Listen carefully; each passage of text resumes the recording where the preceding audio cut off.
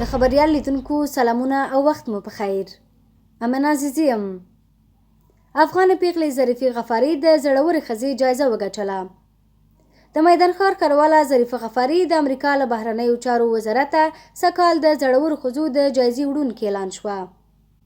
ظریفه غفاري یو له هغو افغان پیغلو ده چې د خپل کار او فعالیت پر وړاندې له سترو ننګونو او ګواښونو سره مخ شوې. خو نوموړې په خپلې مبارزې او زړورتیا سره له ټولو ننګونو او ستونزو په بریالۍ توګه راوتلې. ظریفه غفاري اوسمهال د میدان ښار ښاروله ده چې ولس یې له کارونو راضي دی او په بریالۍ توګه خپل ماموریت مخته وړي. 26 کلنې ظریفې غفاري په هندوستان هیواد کې لوړې زده کړې کړي او هیواد ته له راستنېدو سره سم یې په بېلابېلو برخو کې میرمنو او ځوانانو ته خدمتونه کړي دي. ظریفه غفاري په 1990 کال کې د آزادې سیالۍ له لارې د میدان ښار د ښاروالۍ د څوکۍ ګټونکې شوه. د امریکا بهرنیو چارو وزارت هر کال د نړۍ هغو زړورو ښځو ته چې د سولې، عدالت، بشر حقونو او کاري برخو کې د ښځو په ډیرولو کې کار کړی وي د زړورتیا جایزه ورکوي.